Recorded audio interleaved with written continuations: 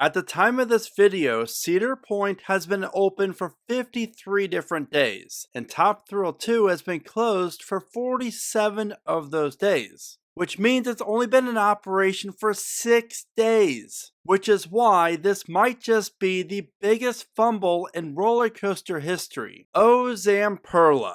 But the question now that everyone is wondering, will Top Thrill 2 open up in July? Or could it possibly be closed for the rest of the year? And is there more issues that we do not know about taking place on the coaster? Let me start off by saying that after 4 rides on Top Thrill 2, I gotta say, it is phenomenal. Zamperla did a fantastic job. I know I kind of dogged Zamperla on the construction, and before I rode it, I'm like, it's nowhere near as going to be as good as what Intamin could do. The trains won't be that comfortable, etc. I was wrong. I admitted that. Zamperla knocked it out of the park with Top Thrill 2, but the problem is they knocked it out with this coaster when it's in operation. Again, it's been closed for 47 days that Cedar Point's been open. So that's not good. And that is why this is the biggest fumble, one of the biggest fumbles in the coaster industry. I mean, the magnitude of this ride alone, as well as the reimagining aspect of the coaster, and we're not even talking about the ride's history with the accidents on it, especially the major one that closed the ride down forever. So from an enthusiast point of view, it might not be that big of a deal to you, but from a GP point of view, you have this crazy looking fast roller coaster that closed because someone got severely injured on it, and then Cedar Point decides to reimagine it with the manufacturer that has never built a coaster taller than 150 some feet tall, nor a coaster faster than 55 miles an hour. Let alone, this coaster is closed now due to safety issues. There's issues with the trains and the wheels, which again is the same issue with Top Thrill Dragster because there's issues with the trains, and that's how that woman got hurt. So from a GP point of view, this is not good, guys.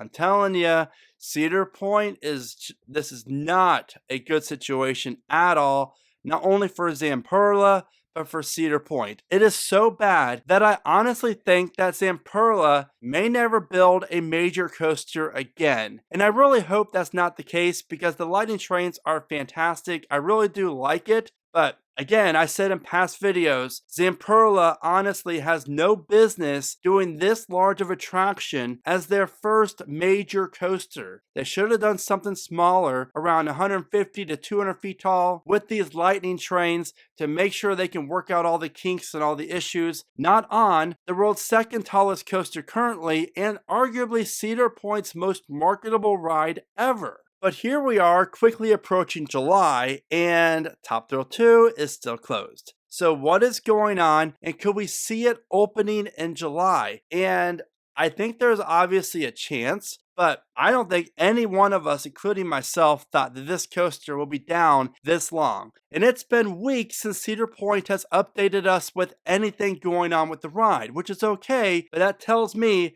that this project or this issue is much deeper than the park and Zamperla realized because, again, it's already been 47 days that Top Thrill 2 has been closed. So hopefully Zamperla and Cedar Point can get everything worked out to get this coaster up and running come July, because Cedar Point's already missed out on a busy June as well as July 4th weekend at this point, and those weeks in July and the weekends are the busiest times for Cedar Point. And for what we have seen at the park, they are continuing to work on these trains, so obviously that's the main issue, which really is unfortunate because these trains are so comfortable. But I have to wonder, I know these lightning trains are lighter than the original Dragster trains, so could that be an issue with this coaster and why it's down? Because during opening day, I rode the blue train twice, the black train once, and the silver train once, and my back row ride on the silver train on Sunday, May 5th, it was very rattly,